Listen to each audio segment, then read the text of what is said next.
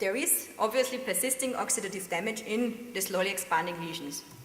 Okay, so now we had to go a step back and thinking about potential sources of radicals in MS lesions, and there's of course the discoupling of the mitochondrial respiratory chain, and there is the story of the oxidative burst.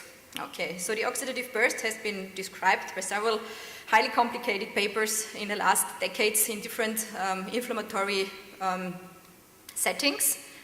And what has been shown for the central nervous system is that especially the oxygen radicals seemed to be produced by the NADPH oxidase complexes. They are so-called NOx 1 to 5, and especially the NOx 2, and the NOx 1 is of importance. So I promise this is the last slide that looks like this.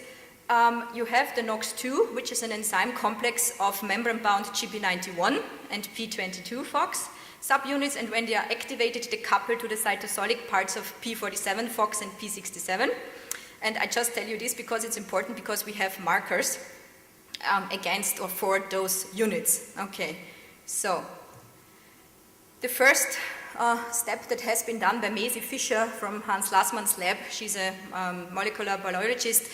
She did genome-wide microarrays on our archival paraffin material, and she selected normal white matter areas, initial lesion areas, and active lesion areas, and what she found in her microarrays was a profound mitochondrial injury in active multiple sclerosis lesion, seems to be there, and she also found differences in the gene expression levels of various of these NADPH oxidase subunits that I've just shown you before, and that there is the differences between initial multiple sclerosis lesions and the control white matter. Okay, so this is all nice, but we want to have some pictures that prove what we have just seen now, and we went to the protein level and tried to assess this also on the protein level. And what we did, we stained with markers against this P22 GP91 FOX stuff, and what we could see is that for the NOx2 there seems to be an upregulation in more or less ubiquitarily all microglia in the MS patient. So it is there,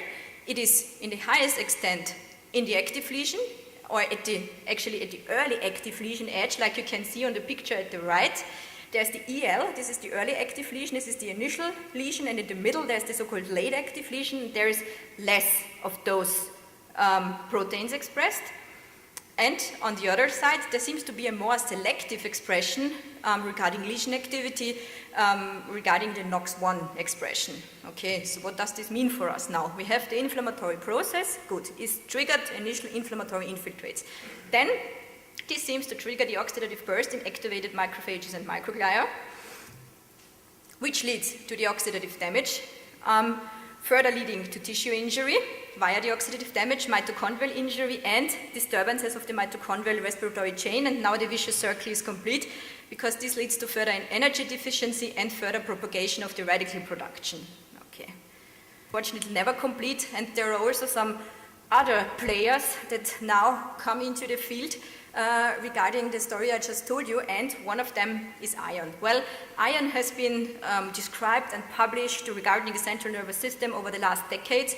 It obviously has a physiological function, and it is mainly stored in oligodendrocytes and also to a lesser extent in microglia cells. Well, it has been shown that iron accumulates in our brains in the normal population with age and reaches its peak around the years 40 to 50 of age, which is interestingly the age where most of the patients enter the progressive MS phase. So if we have shown now, and if we know that oligodendrocytes and also microglia are to some extent destroyed among the disease progression and the tissue injury in MS, they set free their intracellular iron stores. What happens now is when the iron comes in contact with the radicals of the oxidative burst, if we go back to our biochemistry lessons, there is the Fenton reaction that can create out of this F2 iron, together with H2O2, some very aggressive hydroxyl radicals, which could further enhance neurodegeneration in the MS tissue.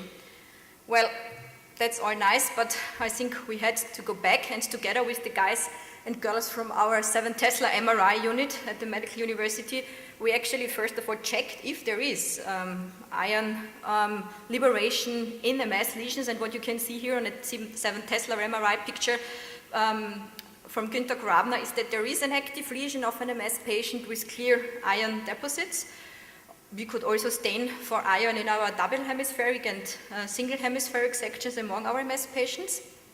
And from this very ongoing and preliminary data that I'm showing you now is, we have the lesions with oxidative phospholipids and oxidative damage, and there seems to be a direct co-localization of iron deposits in this region.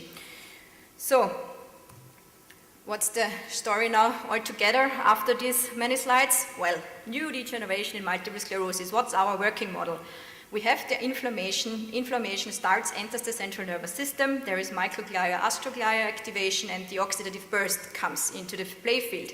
Then we have the radical production, which leads on the one hand side to DNA damage and to the other hand side on mitochondrial injury and further energy deficiency, which also leads to functional disturbances. The DNA damage obviously leads to tissue degeneration, and there is the player of the free iron that might even further enhance the radical production. So, regarding all this data together now, this is our working model, current working model of MS pathology 2011. This is exactly the picture I just showed you a couple of minutes ago.